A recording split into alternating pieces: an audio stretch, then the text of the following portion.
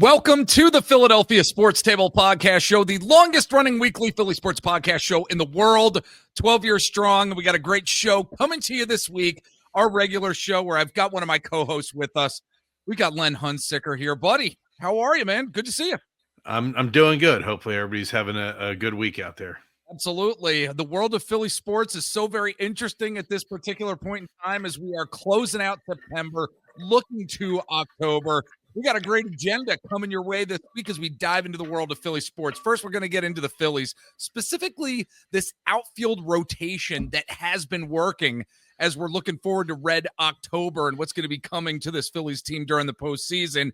We're then going to get into some Philadelphia Union talk. Only a few games left of the season, and it's been quite a season for the Philadelphia Union. Certainly going to be getting into some Flyers talk because the preseason has started. Hockey and the NHL right around the corner. That season starting. Can't wait. And, of course, we're going to get into the Philadelphia Eagles. We're going to talk about Saquon Barkley because he is certainly not having the type of season a lot of us thought that he was going to have. What does that mean for the offense?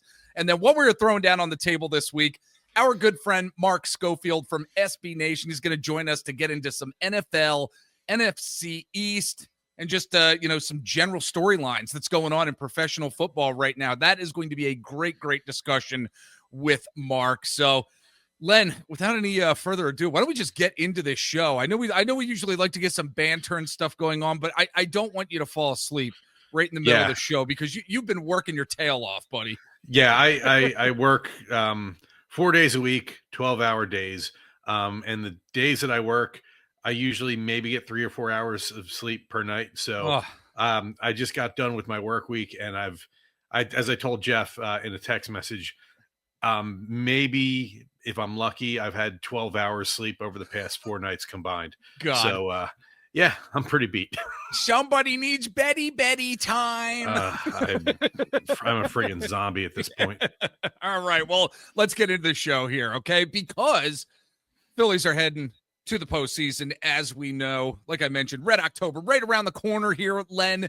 But most interestingly enough about this team, and really this goes, again, to like what people were talking about with Rob Thompson over the past season, maybe 2 seasons. Oh, the guy stinks. I cannot stand it when I hear that or see it on social media. It's been a little over a month since Rob Thompson, officially declared that the Phillies were going to use an outfield rotation. He declared that on August 20th. And what that actually meant was that the lines of the team were no longer, going to be starting. They weren't going to start Nick Castellanos every day. Instead, the plan going forward is going to sit him, allow Brandon Marsh, Max Kepler to get some playing time without taking Harrison Bader out of the lineup. Essentially, him be the everyday center fielder. Weston Wilson, he'd also get the occasional start against the tough left-handed pitcher or so. Since that time, Len, the Phillies have had the best record in the National League, 4th best overall at 19 and almost 20-11, I think, at this point, as we are recording this, because they are beating the Marlins as we're recording this Wednesday night. And I mean, much of the outfield's resurgence, it has to go to Harrison Bader for sure, but Brandon Marsh has also seen an uptick in his production since the rotation became official. Rob Thompson knew what he was doing here. It was a great decision, and it's been paying off here. I love what we're seeing from this team, and the outfield has consistently been a question mark in so many different areas, and things just seem like they've been coming together here. Yeah, I mean, everything is working right now, and that's kind of a fragile thing. It's not always sustainable, but for right now, I mean, you can not like Rob Thompson all you want, but what he's doing right now is 100% working. I think a lot of the credit for that should go to Harrison Bader, who I remember last time I was on the show just mentioning that he's been so much better than I ever thought he would be. And yeah, he's a guy now, like, how do you not put him in center field every night? And that's caused a bit of a shakeup with everybody else, because now you don't really worry about Marsh playing in center anymore. So you can kind of move stuff around and mix and match a little bit better. So yeah, and I don't know, some of those guys, like, I don't know, Marsh, Kepler, guys like that, you kind of thought, like, is this a guy you really want to see getting 550 at bats a year? Yeah. Yeah. Maybe in a bigger sample size to get exposed a little bit more. So this is kind of preventing that from happening. You can work matchups a little bit, righty versus lefty, when you have guys that you're confident in spreading stuff out in smaller doses with them. Yeah. So I think it works. And, and yeah, you're going to have some bumps in the road. Obviously, Nick Castellanos has not been happy about his playing time, which I don't think from the clips I've heard, I didn't think anything he said was that necessarily Neither did objectionable. Yeah. And look, Ian, no offense, but I want a guy that wants to be out there. I want a guy that, these guys are professional athletes. They want to be out there. So I think it was more with the reporter that was just like, yeah, a few because days he wouldn't ago, let it go. He just kept pounding and pounding. It's like, come on, man. That reporter had an agenda and had a story he was damn sure going to try to get, and and it eventually happened. There's only so many ways you can answer the same question. Yeah. And I know when reporters have to happen. do it. Yeah, I know what reporters have to do at times what they need to do, but after a couple questions, you're like, okay, maybe I should stop. And he just wasn't. It was relentless. But really quick, Len, before we move on from this particular story here, I just want to mention Max Kepler really quick, because he looked to be a failed signing. Just destined to be DFA'd once the deadline came to pass and stuff. But because look, his splits before August, 203, 297, 357, right? The first 4 months of the season, just not going well. He has been hitting 257 with a 797 OPS since August 1st. I mean, it's incredible what's happened with him. I just have to say it. Rob Thompson. Why do I keep messing up his last name? What the hell is it? Have you been listening to a lot of Matchbox 20? I know. Because that's the lead singer, Matchbox 20. I know. What the hell's going on with me? Anyway, I don't know. The skipper, he did. There you go. Yeah, there we go. In all honesty, Rob, he needs to be commended for this. The type of manager that he is, and the people who have crapped on him continuously need to shut the hell up. This has been a great decision. Even somebody like Max Kepler has been able to benefit from this. I think it needs to be said. And, maybe it's something that, can carry into the playoffs a little bit in terms of a management style. Yeah. Because, I don't know, the playoffs just feel like it's a shorter leash, and you're going with the hot hand, and you're really playing matchups and stuff like that. And it seems like they've been doing more of matchup baseball. And they've had to, due to injuries, with Bohm going down, Trey Turner going down. I know they've been resting, Harper recently. So, they've already kind of been doing that. So maybe it won't really be a new thing for Thompson to have to do once they actually get into the playoffs. Yeah, absolutely. We'd love to hear what you think about this particular outfield rotation and just what's happening with this Philadelphia Phillies team. Reach out to us, PhiladelphiaSportsTable@gmail.com. We'd love to read your email here on the show and respond to it. In fact, I'm remembering now that we had a couple emails come in this past week. I'm remembering. You forget to put them on now. there. Forgot to put them on our agenda. Oh, sorry, folks. I know we've got one, I think, from our buddy Patrick, and I completely forgot to put it on the. I'm just being honest. It's been a little busy. It's been busy.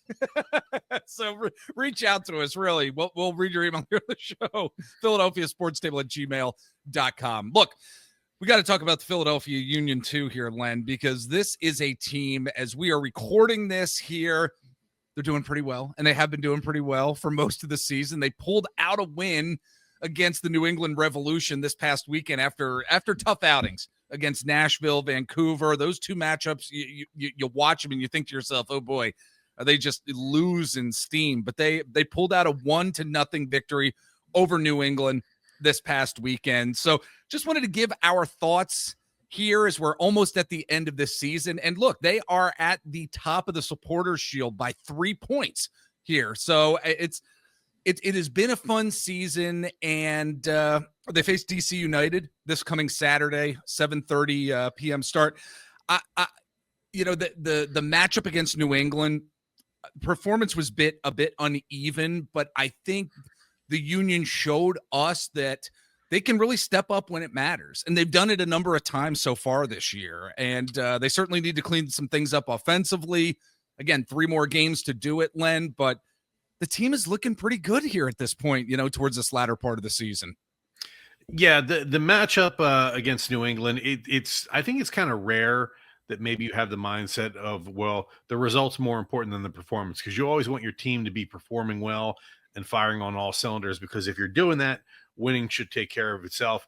In this case, I just wanted to see them get the win against New England because Yeah. they were in a bit of a tailspin. They went out to Vancouver and absolutely got pantsed. And I get why they were resting a lot of people, because they had the U.S. Open Cup matchup a couple days later versus Nashville, which they went and lost anyway. So Yeah. you've got 2 big losses back to back. So just to be able to pull out of that tailspin, I mean, yeah, you want them to look good all the time, but at that point, it's just get a win, just pull up out of this funk that you're in, and that's what they did. So They were pretty solid defensively against New England, which was great to see. Yeah, it's a shutout, so it's Yeah. you can't ask for much more than that. But yeah, so I mean, that was it was a win that they kind of had to have just to kind of get back on the right side of things. And as you said, yeah, they have a matchup against DC United coming up here on Saturday, and then 2 more games after that. They have one at home against NYCFC, and then they finish the season in Charlotte. So yeah, there's 3 more games left in the regular season. All 3 winnable games, by the way. Yes, yeah, these are opponents that they should kind of. I mean, Charlotte's a decent team this year. They're 4th in the East. NYCFC is 5th in the East. So these aren't pushovers by any stretch. But listen, they're Phillies at the top of the standing, so they should be taking care of business against these teams. If you can win 2 out of 3 of those, I think you're in good shape. Yeah, absolutely. All right. We are going to be taking a break here.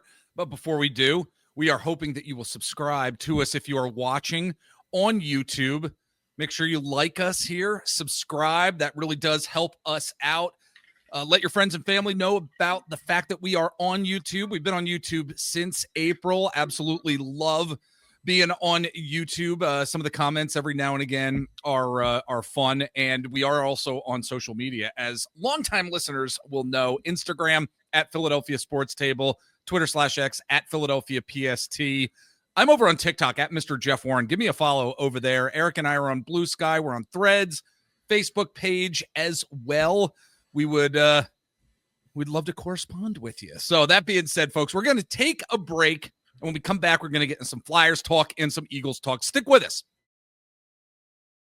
All right, we are back, and the Flyer season is like right around the corner here, Len. But before we get into some of the preseason action that we have seen thus far, be remiss if we didn't mention that Flyers legend Bernie Parent passed away at the age of 80 this past week here. As many of us know and know our Flyers history, Bernie Parent was he had 2 separate stints with the Flyers back in 1967 to 1968, but it was his second run with the team that really would be remembered most. The 1973-74 season, a very strong case to be remembered as one of the best goaltending seasons of all time. In 73 games, Bernie Parent shouldered that 28th highest minutes workload in recorded NHL history, posted a league high 932 save percentage with 12 shutouts. So just an incredible season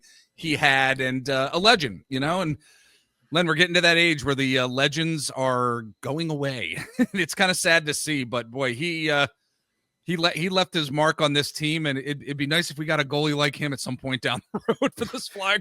I mean, it's a little bit to ask there.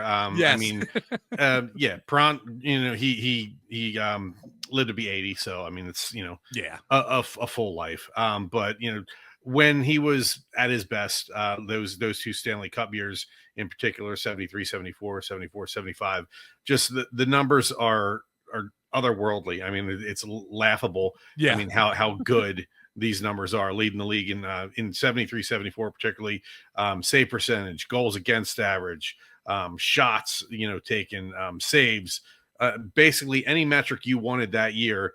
he led the league in it. Yeah. And something that, just from reading, various things, something that you kind of forget is the fact that, he played for the most infamous style wise team of all time, a heavy, a punishing team, a team that had a lot of guys spend a lot of time in the penalty box. So when you think about his stats, also think about the fact that how much of that time was spent probably shorthanded on the Yeah. penalty kill because of Yeah. all those penalties that those Broad Street Bully teams Yeah. took on.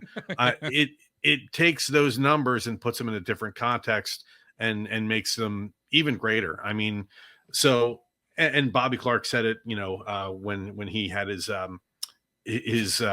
comments on the passing of Bernie Prant. He said he's the one guy on that team that if he's not there, there's no way we win. And he's right. I think it's hard because those 2 years stand out. I mean, he was great otherwise, but those 2 years particularly stand out. But I mean, I know when you think of, okay, who is the greatest flyer of all time? I think most people would probably say Bobby Clark. But if you wanted to make a case for Bernie Prant as the greatest flyer of all time, I could not come away saying, "Oh, no way." You don't know. He's very, very, very much should be in that conversation. So, yeah. I wish we could bring him back and just put him in front of the net right now. Yeah, I mean, as a young man, that would be great. The current situation is a little scary. So it does. We'll it have does to see stink. what happens there. It does stink. So let's get into this Flyers preseason here. I mean, just there've been a couple games thus far. They ended up beating the Islanders in their preseason opener, and in that particular game, Len, I thought it was really great to see Matvei Michkov and the Trevor Zegras line. I mean, they were really humming along, and it was really great to see. I'll be honest with you too, and I don't think he's by any stretch going to be on the opening night roster, but Jack Nesbitt, man, he was he consistently was standing out. Aside from his sometimes ridiculous looking skating style, he just always seemed to be in the right place, disrupting plays, just pouncing on those loose pucks. It was really nice to see Jack Nesbitt out there really making a contribution in the very first game of the season. I mean, that's one of the things I really took away from the very first Flyers preseason game. I don't know, what were you thinking right out of the gate? Anybody in particular really stand out to you? I mean, Nesbitt is kind of maybe the headliner. I didn't actually get to see the game, but the fact that, this is a guy that was taken 12th overall, higher than pretty much any mock had drafted, higher than anybody thought, when the Flyers, trade up to get that pick. Oh, who's it going to be? The fact that it was Nesbitt was like pretty surprising to me, just because he wasn't, I knew they liked him, but I didn't know that they liked him that high. So he's obviously going to be somebody that you have to look at, and the skating is something that they're going to have to figure out. But, they seem, everything I've read about him so far, as far as like the rookie camps and all that stuff, anything in the mini camps has talked about, the hockey IQ and how it's, I've heard more than a few things mentioned reminiscent of a young Sean Couturier in terms of hockey IQ. Yep. So, yes, the skating has to improve because it is clunky, but if it does, and the Flyers have had a couple guys over the past couple of years where the skating was a little scary at first, and then it turned out to be that they were able to work with it to the point where it was at least passable, at least average, if not to above average with certain guys. So if they can do that with Nesbitt, then they may have a guy that, is a lot more than any of us thought that he would be, maybe in those pre-draft rankings. It's an exciting thing to think about. It's not something, I want to bank on, because there's such a, I mean, unless you're one of these guys that comes into the NHL as one of the first couple picks and you start as an 18-year-old, there's such a growth curve that still needs to happen from like the age of 18 until maybe 22 when you break into the league. That has to happen. And, I think he's just starting down that path. Yeah, I think what's interesting is I read, I subscribe to PHLY, and our good friend of the show, Charlie O'Connor, wrote a piece, and within that, he was talking about Jack Nesbitt, and he said that his skating looked improved even from where he was at in development camp back in July. Yeah. All right, that's like that's actually less than 2 months, like a month and a half at this point, and Charlie is already seeing improved skating. Leads me to believe that, you know what, this kid is coachable. I This mean, kid is going to be able to develop, and I think things are going to be really, really nice. He's coachable, to him, you know? and Yeah. he's now in a professional organization where all of these organizations are able to hire the best of the best in terms of like skating coaches and things of that nature. So you're gonna, if you're a prospect of any kind of worth, you're gonna pick up a couple things in there, and hopefully he can take that back with him to juniors, because I think that's where he's going to end up. Right. And kind of see what happens there. So yeah, he's an interesting guy to me. Jet Luchenko is, for a different reason, is very interesting, just because of the situation. He's a guy that he's either going to make the team because of the AHL rule for one more year, where the age limit is 20 and he's not quite there yet. So he either makes the Flyers or he goes back to his team in juniors, which isn't really that good. So he's kind of the standout guy on that team. So if he goes back there, how much is it helping his development playing on that team? Yeah. So, we'll have to see what happens there. I have a feeling that they would like for him to make the team so that he can, just iron sharpens iron, and he can continue to get better every night rather than be the best player on a bad team in juniors. So we'll have to see what happens there. I'm excited. I'm actually going tomorrow night. The Flyers are playing the Caps in the Giant Center in Hershey. So I'm going to that game. So I want to see, just from a standpoint of who they're going to, because, you want to get your veteran people in there some and get them some reps, but you want to really see the young guys. So I want to see the mix. I want to see who's playing, who's sitting, and just kind of get a sense of, maybe get to see some guys that I haven't seen yet, and maybe make some, I'll get my own eyes on them and be able to, get my own thoughts on them. So that nice. I'm excited about that. Very nice. Very good. Let's talk about that on the show. If we remember, I'd love to hear what you saw there specifically. Look, Flyers lost to Montreal in their second preseason game. And, we go back to, I know we were talking about Bernie and we'd love to have him in front of the net, but boy, Sam Urson, man. Yeah, he got torched pretty bad, man. Yeah. It's a preseason game. It's just, they're just getting into, quote, the hockey shape here during preseason, but it's a concern. And it's the one area on this team that I'm not 100% confident in terms of the rebuild, in terms of the plan of action, that we really know what's going to be going on with this particular position that's so critical in the future, Len. Yeah, I mean, it'll be interesting to see how it all shakes out. I mean, unless he completely just dive bombs off the face of the earth, I mean, it's going to be Urson and Vladar. Yep. And, then you're going to have, Kolosov in the AHL with Lehigh Valley. Yeah. Ivan Fedotov having been traded to Columbus. He's now no longer part of the picture there. So, there's a little bit more defined roles. There's not as many, people that you got to get reps to and things like that. So I think that hierarchy, as far as goalies between the NHL and the AHL, is relatively set. So now it's up to, Urson to, having what we think is going to be a more capable backup this year in Vladar. It's incumbent upon him. Like, show us that you are the number one guy, or at least 1A in a 1A, 1B tandem. Now's the chance. So let's see what he does. Yeah, absolutely. Let us know what you're thinking about this Flyers preseason, the goalie situation, PhiladelphiaSportsTable@gmail.com. We'd love to read your email here on the show and respond to it. Len, before I let you go, let's get into some Eagles talk here, because while this season has been good in terms of a 3-0 record at this point, we first wanted to talk about just Saquon Barkley and what we should be making of his season. He's certainly not replicating what he did last year. After 3 games, he's had 58 carries, which is tied for second in the league, 194 yards, which is 12th in the league, 2 touchdowns, tied for 11th, and he's averaging only 3.3 yards per carry, which is 121st in the league here. So I don't necessarily think we need to be panicking by any stretch. I think so many of these players that don't play in the preseason, like we were just talking about with the Flyers, getting into the hockey shape, a lot of these guys are still, I think week 4 is going to be a defining moment here for this Eagles team. A lot of these guys getting into football shape that really weren't playing a lot in the preseason, just trying to get back in the swing of things here.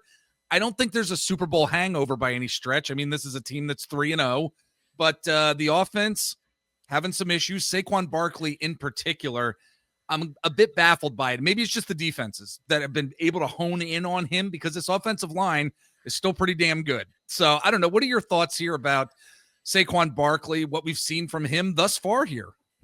I think that just, I think the league saw in the Super Bowl, they're like, okay, the Chiefs said, Jalen Hurts, you got to beat us because we're focusing all of our efforts on Saquon and we're shutting that part of the game down. Yeah. And to his credit, Jalen Hurts did exactly that. But I think the rest of the league is kind of maybe still in that mode of, okay, continue to show us. We're going to continue to dare you guys to use Jalen Hurts abuse because we are going to focus our efforts on stopping Saquon Barkley. Yeah. I think that is still where almost the entirety of the defensive game plan against the Philadelphia Eagles goes to as far as attention. I think it goes to Saquon Barkley, and I think it's going to continue to go to Saquon Barkley until Hurts is just throwing the ball all over the field and A.J. Brown and Devontae Smith are just racking up huge numbers. Right. Then maybe they're like, okay, we got to pick our poison here and we got to spread it out a little bit more. And maybe at that point, things loosen up for Saquon Barkley. I also just have a feeling, okay, new offensive coordinator, Kevin Patullo. I think they're still, I'm not so thinking it's like the physical aspect of needing to get into football shape because let's be honest, these guys should already be there. But I think it is the thing of like, you have I know he was with the team last year, but he is a new offensive coordinator. So yeah, you're still maybe trying to get some concepts down and maybe it's not gelling and maybe Patullo has not found his footing yet as a play caller. That's very possible in my mind. Yes. So that's a great point. Yeah. I think at this point, it's a combination of three things of Saquon being keyed on by opposing defenses. You have a new play caller that maybe isn't, fully comfortable yet, or it's not fully clicking yet, whatever the plan is. And then third is something that we talked about going into the season, which is our own expectations. And that he was never gonna be another 2,000 yard season. I'm sorry. They're just not going to let that happen 2 years in a row. Well, so, maybe. I think people are getting a little, I don't know. You're expecting too much if you're expecting that. I'm sorry. Yeah. Well, look, I mean, regardless of the trials and tribulations the offense has been through, the honing in on Saquon Barkley that opposing defenses are really having success with, even though he's not having a dominant year, the Eagles are still a top 3 power ranked team in this league, Len. In fact, they're first. They're number 1 in the Athletics power rankings for this week. So where this team is at, they're not in a bad place right now. I don't want people thinking, okay, we're complaining. No, it's not that. No, it's not we're complaining by any stretch. I'll take 3-0 any day of the week here. Yeah. But I mean, I'm happy. I'm happy. Yeah. I don't think they look great, but okay, you're the defending champion, you're 3-0. So when you can continue to not look great, but until you get knocked off your perch a little bit, how do you not put them as number 1? Exactly. I don't know. I mean, you can take a look at who their Super Bowl opponents were. The Kansas City Chiefs. And Mark Schofield and I are going to get into the Chiefs in a little bit. Yeah. And is it just the injuries with the Chiefs and the receiving core, or is it just Patrick Mahomes can't do it himself anymore like he's been doing it for so long? The time may be coming for him perhaps, and just they can't run the ball. So I think it's still early. There's no need for anybody in Eagles Nation to panic about this team and what they are able to do. They got a lot of talent, and I think they're going to continue to grow as a team as well. And but I got to say, Len, cornerback 2 position, as we've talked about before. Oh, holy shish kebab. Adoree Jackson stinks. He is not good. I'm trying to keep the mindset of last year. They were 2-2. I specifically remember at one point we had a a thing after a bad Eagles game, a post game show, where I think that the thought of do they need to fire Sirianni That was after after a week 4. 2-2 start? Yeah. Yeah, Yeah. that I remember that topic being broached on our show, Yes. and they went on to just obliterate. So I think you got to give them some rope here and find their footing.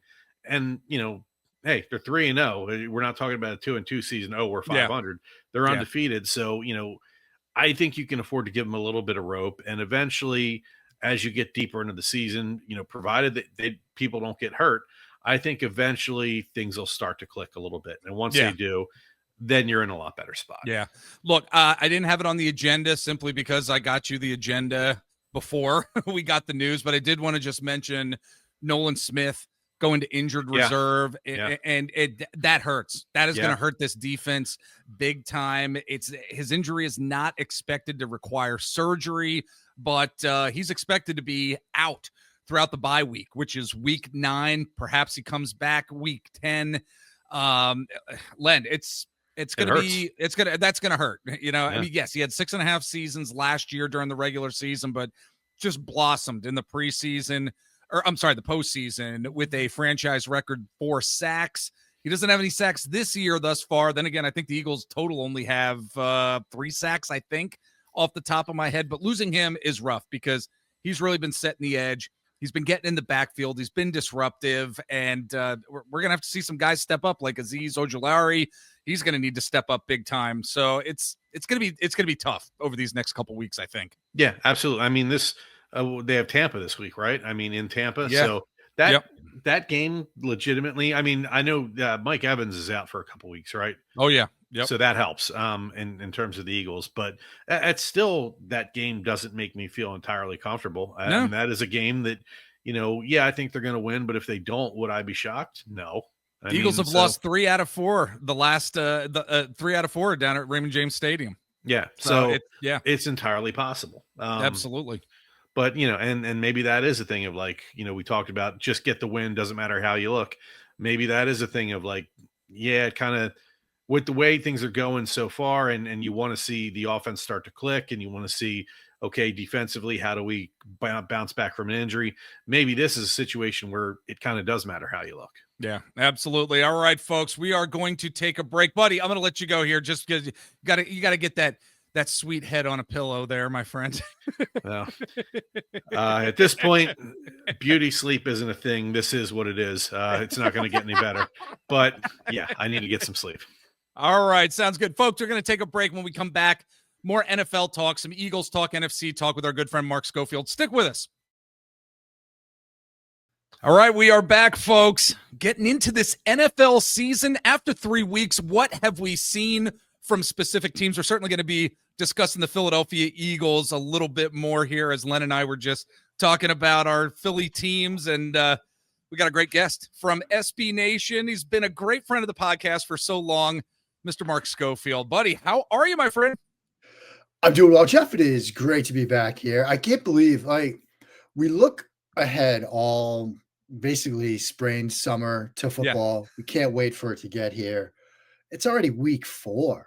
No. Once the games start, it's good to have that rhyme and rhythm of the football season, right? You got, Monday through Wednesday, we're talking about what just happened. Thursday, Friday, Saturday, we start thinking about what's going to happen. We get the games, and then we're into that routine. And, you and I think we're similar. We're sort of creatures of habit, right? We like to have that structure back.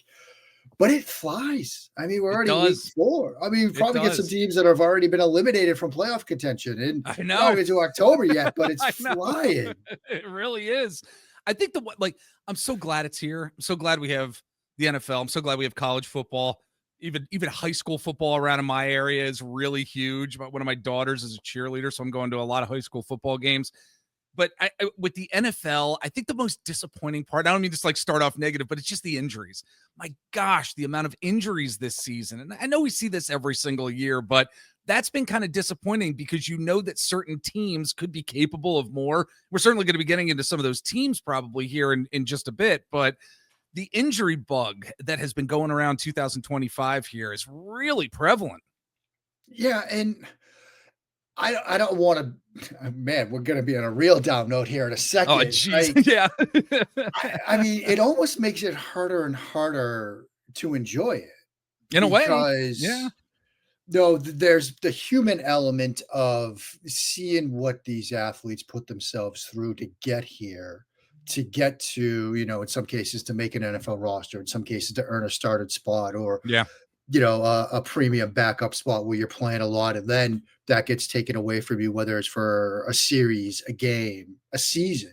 Yeah. That's hard. There's the acknowledgement that, these, for the most part, athletes don't have long shelf lives. I Yeah. mean, the Brady's that stick around for say 23 years, they're not the norm. Right. The average career is 3-4 years now. And so Yeah. there's that element too.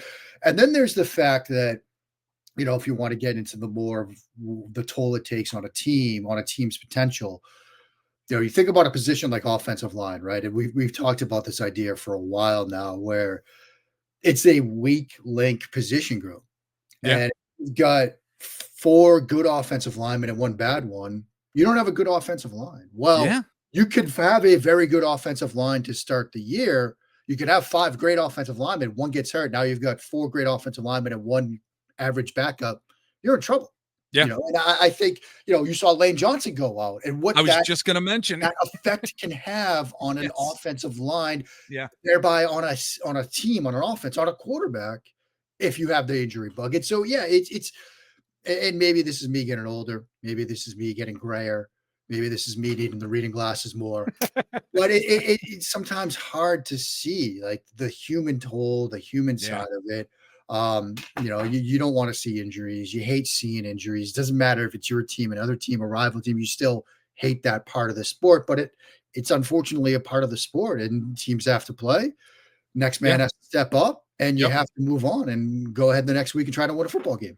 Absolutely. The NFL doesn't stop because of injuries, not by any stretch. Yeah. So, look, to start us off with the discussion of where the NFL is at right now with specific teams after 3 weeks of play, we're a Philly sports podcast show. So let's get into the Philadelphia Eagles. I mean, you mentioned them with Lane Johnson going out this past week and Matt Pryor come in for a quarter and a half. Did not look great. They put Fred Johnson in. Things stabilized. The offense looked a little bit better. But look, this Eagles team, they are certainly not playing their best football at all. In fact, my co-host Len and I are just talking about how Saquon Barkley has been bottled up by opposing defenses so far this season. It took 2.5 games before the passing attack finally came alive. Mark, what are your thoughts here on what's been happening or what you think has happened with this Eagles offense, the ins and outs of it, yet the fact that they're still pulling out wins and they are 3-0 and in a lot of power rankings right at the top of this league. What are your thoughts here about the Eagles offense? The 3-0. I mean, I think that's where you start this conversation. And Jeff, you and I have talked for years about the idea of context, right? We put it into so many conversations, whether it's about draft prospects, whether it's about college teams, pro teams, et cetera, et cetera. I think their 3 games need some context. You have the season opener, kickoff game, handing the banner, Dallas Cowboys coming to town. Game gets interrupted by weather, lightning, lawn delay, a weird set of circumstances. Week 2, Super Bowl rematch in Kansas City. Chiefs 0-1. Is the sky falling in Kansas City? You win that game. And yes, maybe the offense doesn't look great. Maybe the passing game doesn't look great. And you come home, the Rams playoff rematch, and you're down before you know it, 19-7 at the half, 26-7. The Boo Birds are out. And you come back and win that game. I think you're 3-0. Take that. You don't apologize for winning games in the National Football League. Like we just talked about it. So many things can happen, injuries, context, all of that. I think what's interesting, and I kind of wrote this on Monday, you think about last year, November, December, the run into the playoffs, heck, the run to the NFC Championship game. There is a lot written and said about, is this Eagles passing game good enough, right? They need to throw more. They need to be better throwing the football. I mean, I remember that Panthers game late in the season, there was a lot of questions. Man, Jalen Hurts just isn't where he needs to be. I remember saying things like, well, they don't need to throw because that running game is so good. But then the counter to that was, can they throw themselves back into a game if they have to? They never really needed to do that last year. Right. They had to do it on Sunday. Yeah. They had to do it on Sunday in a big way. You're down 26-7 in the third quarter. You're a one-dimensional offense at that point. I Right. mean, you were made one-dimensional because of what teams have been doing, slowing Saquon Barkley. Now you absolutely have to be one-dimensional. And what do? They throw themselves back in and they win a football game, largely on the back of Jalen Hurts in the passing game, who I thought, yes, passing game wasn't great first half. Maybe it wasn't great for the first, like you said, 2.5 games of this season. It Yeah. was great in the third and fourth quarter. He was great in the third and fourth quarter, doing some things, hitting the backside dig and all that fun stuff. And he said it after the game. He said, look, this show, we got another way we can win a football game. Right. And so I think more than anything else, that's my takeaway right now. I love when teams have 5, 6, 10 different ways they can win a football game. The Eagles showed we got one more. All the questions about, hey, can they throw themselves back in a game if they have to? They just answered it against a team that is a playoff caliber team, a team that they played in the playoffs last year. I mean, I went back before we hopped on. I Googled, Eagles passing game, not good enough 2024, and story after story, maybe one or two that I even wrote were in there saying, is this passing game good enough? It wasn't really answered given the run to the Super Bowl and the way those games unfolded. It was answered in a big one on Sunday. And I think that's a huge takeaway for this team. It's interesting how we talk about one-dimensional teams. Folks thought that was the Philadelphia Eagles, and maybe it still is to a certain extent, after only 3 weeks of play this year. But we did see something. We did see Jalen Hurts come alive with the passing game. As an Eagles fan, I hold out hope that this team is going to, from an offensive standpoint, that they will be able to find the run game a little more, that they will be able to get the ball down the field when they need to. But it leads me to another team that I think is really interesting so far this NFL season, and that's the Washington Commanders within this NFC East division. Before the season started, Mark, I had a feeling we would see this team take some steps back this year. But look, they're 2-1 after facing a number of injuries early this season. And the one word that I would use for the Commanders thus far early on is resilient. They have been a very resilient team. I'm wondering, what's your take on how the Commanders have looked facing the injury adversity that they have been going through early on? How do you assess the Commanders as one of the quote, top teams in the NFC? Yeah, I mean, I think resilient is a good way to describe them through 3 games. And similar to what we just said, you don't apologize for winning games, however the wins come in the National Football League. They're 2-1. I think that's a good place to be. Obviously, you'd like to be 3-0, but they're 2-1. And they deserve some credit for, being without Jaden Daniels, being without some guys, some of their top flight players, and getting to 2-1. And I think a solid win against the Raiders this past week. I also think, look, they need some context too. Your week 1 win is over the New York Giants, a team that is now turned into their backup quarterback. Yeah. Now you lose on a short week on the road against the Green Bay Packers. I think that's a potential playoff preview there. So you would have liked to get that game. You don't get it on the road. Don't get it on a short week. Okay, you come back and you win without your starting quarterback, but it's against the Raiders team that is coming east. We often see those teams, West Coast teams, come east and struggle in that early window. And, maybe some of that was at work. And I think we're going to return to the Raiders in a moment because I don't think they've been as good as perhaps some people might have thought they were going to be. Yeah. But look, you're 2-1. You've done it with some injuries. You did it in week 3 without your starting quarterback. You got a Terry McLaurin situation now where he apparently has a quad injury, but if people have found out that he was actually going to a doctor that specializes in core injuries, so maybe there's 2 injuries now at play with one of your best players. Yeah. And so I think Washington deserves some credit for being where they are at 2-1. And, again, you don't apologize for wins in the National Football League. They have been resilient. But will the injuries catch up with them? How long does the Daniels injury linger? How long does this Terry McLaurin situation linger? Right. There are some things that they have overcome so far, but you think about them. You think about the 49ers, for example, a team that has so many injuries right now. At some point, the injuries are just too much to overcome. Right. And if you're a Commanders fan, I think that's where your fear is right now. At some point, these injuries are just going to be too much. Yeah. Yeah. Well, look, there's another team that I want to dive into that is I genuinely have I'm surprised at where they're at, and maybe other people are, maybe some people aren't, but moving over to the AFC, I never really thought I'd see the day where the Kansas City Chiefs were in last place in their division after 3 weeks. I mean, they haven't been able to get the rushing game going this year. And Patrick Mahomes is trying to put the entire team on his back. And we've seen him do this a number of times in the past. He's been successful doing that, but as time goes on, I'm really not sure he can do that anymore. It's something we talked about on our pregame preview show before the Eagles and Chiefs game. I talked about it with my guest at the time. Can Mahomes continue to do this? Because thought that he may have to do that during the Eagles game, and he did, but he was not able to get it done. Yes, their two top receivers are out, and they haven't been on the field this season, and perhaps their fortunes change when those two receivers are back on the field, Mark. But what are your thoughts about the Chiefs here? The Chiefs' struggles as we head into week 4, because it's been kind of fascinating to watch. I'm wondering if the dominance of that team within that division is we're starting to see the downslide of it. Yeah, and it's fascinating. Again, we're sitting here on the cusp of week 4, last weekend of games in September. And when week 4 comes to a close, either the Kansas City Chiefs or the Baltimore Ravens, barring some sort of tie scenario, are going to be 1-4. Yeah.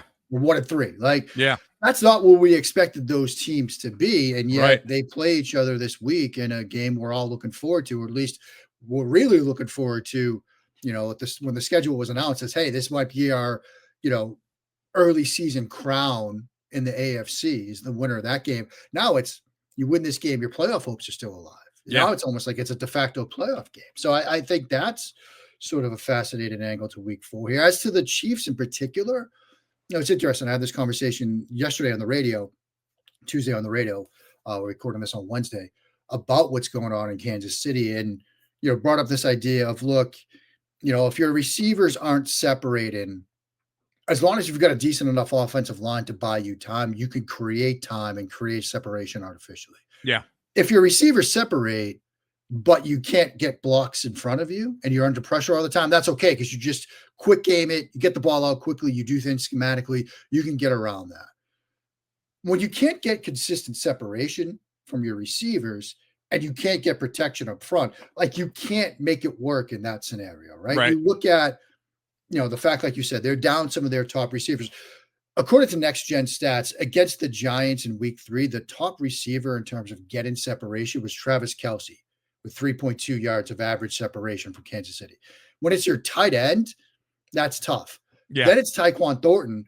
Then it's Noah Gray, another sort of tight end type player. And they were all near the bottom of the list league-wide in week 3. That's not good. And then you look at what's happening from a protection standpoint, and Mahomes is getting pressured. They give it up pressure sometimes when it's just 4. Eagles fans know exactly what that looks like. You guys saw that a lot back in February, getting pressure with 4 against Mahomes. That's what they're dealing with right now on the offensive side of the ball. Patrick Mahomes, as good as he is, like, he can overcome one. Guys aren't getting separation. Well, he can overcome that. Not getting protection, not getting time, he can overcome that. Not getting separation and not getting time in the pocket, you can't overcome that for the most part as a quarterback, even if you're one of the game's greats. That's where they find themselves right now. Yeah. Can they figure it out? I think maybe, if there's a group that can, quote, figure it out, it's Andy Reid, it's Patrick Mahomes, it's the people in that building. They've shown an ability to do stuff like that before, but it's getting late early. And when you're talking about they might be 1-3 come October, that's a very scary place. They could be 3 games back in the division, when we wake up Wednesday morning, depending on what the Chargers do this week. Again, not a good place to be, and not a place we're used to seeing the Kansas City Chiefs. Absolutely. Boy, great discussion here. And again, folks, we're talking to Mark Schofield from SB Nation. Mark, let folks know before we go to break here where they can find you on the interwebs out there if they want to catch what you're writing about in terms of football, in terms of what you're writing about when it comes to F1. Let folks know where they can find you out there. Well, Jeff, the easiest place is sbnation.com, but, we're also sort of fractured, but at Mark Schofield on Blue Sky, that's where I'm doing most of my stuff right now. Like you said, there's the NFL, there's the college stuff, there's the F1 stuff. I broke some Formula E news on Wednesday morning with Felipe Drogovic confirmed to Andretti for next Formula E season, longtime reserve at Aston Martin's F1 team. Barring something unforeseen, I'll be down in Austin in October for the United States Grand Prix, my second time down there. I've been to Miami twice. I was at Austin last October, hopefully getting back there this year, unless something changes. But, SBNation.com, at Mark Schofield on Blue Sky. Those are the two best places to find me. All right, fantastic. Folks, we're going to take a break. When we get back, more NFL talk coming your way.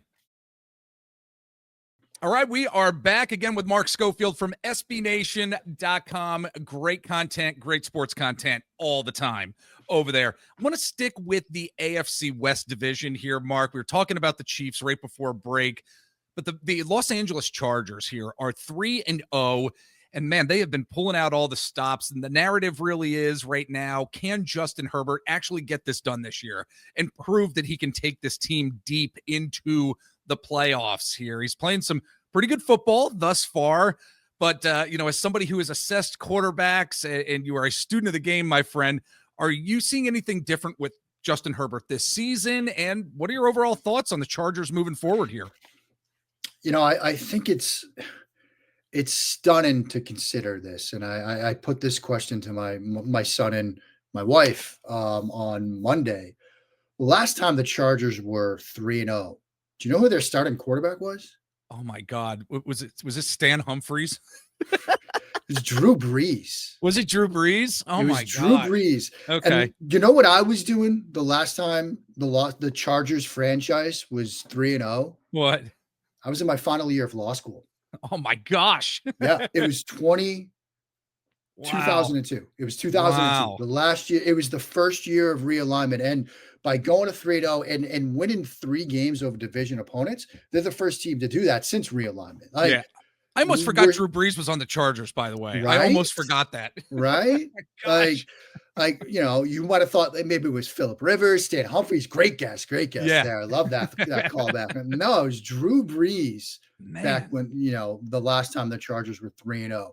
And look, as somebody that loved Herbert coming out, that loves watching him play and the way he plays the position, I mentioned that radio spot I do every Tuesday. I'm on in Vancouver every Tuesday afternoon. I've been doing that radio spot for 9 years now. Again, reference to the readers and the gray hairs. And every week they ask me to kick off the spot, my throw of the week and his touchdown to Keenan Allen. Yes. Late fourth quarter. One of the best throws you will ever see, from climbing the pocket to shrug it off a defender to roll it to his left. These are the types of things he can do. That being said, we've been here before with the Chargers, right? Like every summer, every fall, it's Lucy with the football, and I'm Charlie Brown, and I'm sprinting towards it. And in the back of my mind, Jeff, there's just that fear that Lucy's going to pull it away again, that this team that we love to hype up, us in the media, and I put myself firmly at the forefront of this because I feel like every year I'm out there saying, yep, this is the year, Harbaugh's coming. It's going to be great. Yeah. But they do look very good right now. And, you talk about context. Well, you beat the AFC champs in week 1. Yeah. You win another division game in week 2. It's the Raiders, but it's Monday night. Who knows? And week 3, you have this comeback against a defense in Denver that last year was one of the best defenses in the league. And people think is going to, when all is said and done, be one of the league's premier defenses yet again. Maybe that hasn't fully borne itself out through 3 weeks here, but I think that Denver defense could still be good. And they're 3-0. And again, you don't apologize for winning games, but it's just in the back of my mind, there's that fear that we've been here before. And whether it's, that they have a bad game down the stretch or a couple bad games down the stretch, or like they did a couple of years ago, they have that dramatic loss in the playoffs where they blow a big lead that they had in the first half to Jacksonville, that at some point the other shoe is going to drop with the team. But right now, they look like one of the best teams in the AFC. Will that continue? I don't know. Because again, we've been here before with them. Absolutely. Absolutely. All right. Well, I wanted to get into some teams that are just really bad. Quite frankly, some teams that really just stink and that are continually putting a bad product on the field. And I got to tell you, Mark, every single year when I'm going to mention these 3 teams that we're going to go through really quick here, every year I look at them and say, you know what? I'm looking forward to seeing what they do this year. I'm looking forward to seeing what changes they've made, how they're going to remain at least consistent during part of a season, but they've remained consistently bad. That's the one thing they've remained consistently with in terms of these 3 teams. So I just want to get your quick thoughts on these following teams and, why they just continue to be so bad. year after year. Let's start off with the New York Jets. I mean, it seems to be a perpetual storyline with them. Bad team, bad organization, bad front office. What are your thoughts here on the Jets and why they just continue to stink so much?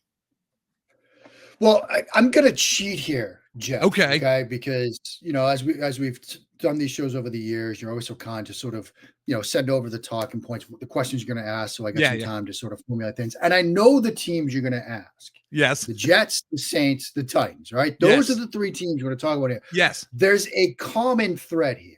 Okay. It's the quarterback position. Okay. It's the quarterback. Think about the Jets. When's the last time they really had stability at the quarterback position? It's been a while. Gosh. Chad Pennington, probably, maybe. Titans? I don't know. Yeah. Like with the Titans, maybe you'd say Tannehill, but maybe Tannehill. Maybe Steve McNair. Yeah, McNair. And with the Saints, it's a guy we just talked about, Drew Brees, who, again, as we're sitting here today on Wednesday, he's one of the first-time nominees up for enshrinement in the Hall of Fame this year, in next year's class. When you miss at the quarterback position in a draft, like say, maybe you might say that the Jets did that. Maybe you might with Zach Wilson. I think that'd be a fair assessment. You might say that the Titans did that with Marcus Mariota. You're hoping they don't do that, here with Cam Ward. We're just a couple of games in. When you swing and miss on a free agent, like it looks like the Saints might have done with Derek Carr when you're trying to figure out the quarterback. And now you're trying to like race against time to bootstrap a QB after missing in free agency. It's going to take you some time to get it right as an organization. And so I know I sort of cheated there, jumped ahead of you a bit, but I think there's a common element here, which is the importance of the quarterback position. It is interesting. There's a fascinating story done, I think today or yesterday in The Athletic about, best front offices and, teams you kind of thought would be up there, like Baltimore and certainly Philadelphia. A common thread there is they figured quarterback out, right? Yeah. Because the sort of thesis of the genesis question of that piece was, who is the best roster? Those are the teams that are up there. A very good quarterback can hide some holes on a roster. Right. And there were, there Ryan McChrystal, I believe his name. He's a Browns affiliated type, right? Does a lot of draft stuff. He's saying, look, the Browns have a great roster, but they don't have a quarterback. That's why they're buried at the bottom of this list. Yeah. You can build a great roster, but if you miss on quarterback, it's going to be hard to overcome that. And so I think with these three teams, the Saints, the Jets, the Titans, they've missed on quarterback a couple of different times now, whether it's draft, free agency, trades, whatever the case may be. They haven't gotten those right. They're still looking for that answer at the game's biggest, most important position. And all three teams are struggling. Yeah. Now, maybe Cam Ward figures it out. Maybe he ends up being the guy. So then maybe Tennessee, they come off this list eventually. New Orleans, maybe they figure it out next year. The Jets, maybe they figure it. But it's that importance of this position where if you don't get it right, you're going to struggle, and you might struggle for a couple of years until you fix it. Absolutely. And I don't know why people just don't listen to our friend Matt Waldman more. I'm not even kidding. These front offices, I remember Zach Wilson coming out. I remember having Matt on the show, and we specifically were talking about the intricacies of Zach Wilson's footwork. I remember that. And I remember talking to my best friend who's a Jets fan, and I'm like, you gotta watch this year. And even in subsequent years, Zach Wilson's footwork, and consistently, it was horrendous. He just wasn't able to get it done for whatever reason. I feel bad for him. It just didn't work out for the Jets. More people need to listen to our friend Matt Waldman, I think, at the end of the day in these front offices. I don't know if Matt would want to do it. But it boggles my mind that a team hasn't backed up the Brinks truck to Matt's house and said, look, just scout for us. Yes. Like, honestly, look, and Matt will tell you, yes, he's got some things wrong. Yeah. Nobody, you talk about Russell Wilson. He was one of the first, if not the only one pre-draft to say, look, this guy's going to be something. I still remember the show that Matt and I did on Patrick Mahomes. Everybody thought it would never work in the NFL. And he and I, you can watch this film, just giggled for 90 minutes straight on how special this kid could be in the National Football League. Matt does a very, very, very good job scouting. A very, very, very good job scouting the quarterback position. Yep. And look, he's not perfect, but I'd put his record up against the NFL's writ large. Absolutely. That's why I brought it up. I didn't even think I would, but in talking about this, I mean, the quarterback position is just so important, as we know. But it just goes to show that, you have these guys who are in these positions in the front office. You have scouting departments as well. There's some teams that just don't know how to properly evaluate talent at times, or they're just unlucky. Teams have the resources to hire people to talk to your kindergarten teacher. They will hire people to follow you on flights to visit other teams or team facilities to see how you behave with gate agents and ticket counter agents, to see what kind of person you're like when the bright lights aren't on or when you don't think you're being. They have the resources to do whatever they want to do when it comes to evaluating quarterbacks, and they still, armed with all this information, don't get it right because it's so hard. I mean, I talk with other people in the industry all the time. Like, I'm known for quarterback evaluation and all that. I always don't want to do it anymore, especially when it comes to the draft, because it's just so hard and the teams get it wrong. And ultimately what decides it are, the 10 inches between a person's, one side of the head to the other, like that individual's like brain and how they acclimate and all of that stuff. I can't get in there. NFL teams sometimes can't get in there. It's just, sometimes you might have all the ability in the world that it just doesn't click for whatever reason. Sometimes you might need a couple of years and then you find yourself in the right spot. Like, it's just so hard to get the quarterback evaluation component right.